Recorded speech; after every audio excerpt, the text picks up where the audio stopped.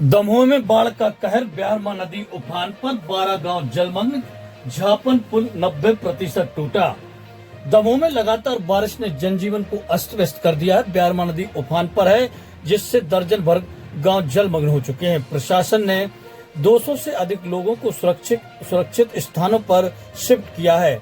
झापन पुल 90% टूट गया है, जिससे जबलपुर सागर हाईवे बंद हो गया है। कलेक्टर सुधीर कुमार कोचर ने अधिकारियों को अलर्ट रहने की निर्देश दिए हैं और लोगों से नदी के पास न जाने की अपील की है।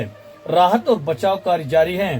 दमोह में बाढ़ का प्रकोप, ब्यारमा नदी के किनारे बसे गांव में पानी, 200 से ज्यादा लोग शिफ्ट। दमोह में बाढ़ का प्रकोप जारी है। ब्यारमा नदी के किनारे बसे 12 गांव बाढ़ की चपेट में हैं। प्रशासन ने 200 से अधिक लोगों को सुरक्षित स्थानों पर शिफ्ट किया है।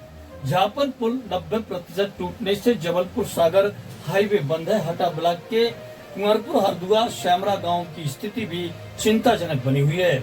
कलेक्टर सुधीर कुमार कोचर ने लोगों से सतर्क रहने और अफवाहों पर ध्यान न देने की अपील की है। प्रशासन और पुलिस की टीमें राहत और बचाव कार्य में लगी हुई है। वहीं संस्कृति एवं पर्यटन राज्य मंत्री के अनुज सत्येंद्र सिंह ने भी बाढ़ पीड़ित ग्रामों का दौरा किया है। वहीं भगवती मानव कल्याण संगठन के सदस्यों के द्वारा भी बाढ़ पीड़ित ग्रामों का दौरा करते हुए बाढ़ से पीड़ित लोगों की मदद के लिए खाना पानी की व्यवस्था की गई है।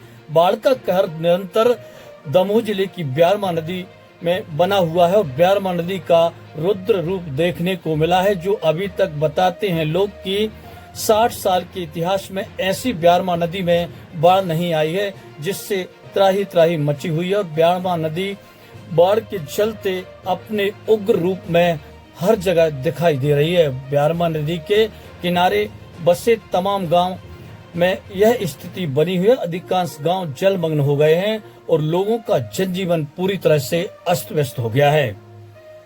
जिन गांवों में हमारे पास सार्वजनिक स्थान है, जैसे सामुदायिक भवन या फिर स्कूल या फिर पंचायत भवन, वहां पर हमने उनकी रुकाने की अस्थायी व्यवस्था की है।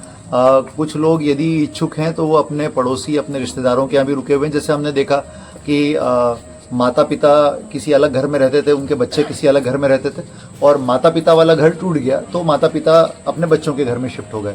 तो कुछ लोगों ने ये ऑप्शन भी लिया है कि वो वहाँ रहना चाहते हैं। कुछ लोग ऐसे हैं जिन लोगों के पास उस गांव में पर्टिकुलरली कोई सुविधा नहीं है, तो उनके लिए अब हम ये करने जा रहे हैं, जैसे हमने कुछ लोग देखे यहाँ पर, तो हम यहाँ पर टेंट लगवा रहे हैं वहाँ पर, और टेंट में तखत वखत सब लगवाएंगे ताकि कम से कम रात में वो आराम से सो सके वहाँ पर और दिन में भी वहाँ पर आराम से बैठ सकें जब तक कि चीज़ें नॉर्मल नहीं हो जाती।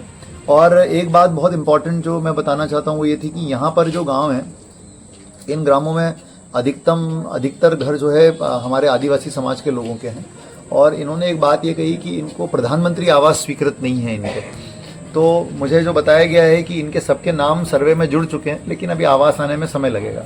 तो चूंकि सब ये कच्चे घरों में रहते हैं, तो हम एक प्रस्ताव कल या परसों के अंदर राज्य शासन को भेज रहे हैं, जिसमें विशेष प्रकरण के रूप में बाढ़ पीड़ित क्षेत्रों के अंदर लोगों के लिए प्रधानमंत्री आवास जो है वो प्रायोरिटी पर स्वीकृत किए जाएं। अदरवाइज वो एक क्रम से आते हैं, तो ये क्रम को जंप करके हम इनको प्रायोरिटी से दिलवाएं ताकि इन लोगों के सबके घर अभी आगे जैसी चीजें नॉर्मल होगी तो बनना शुरू हो जाएंगे। तो ये कुल मिलाकर के हमारी व्यवस्था रहेगी।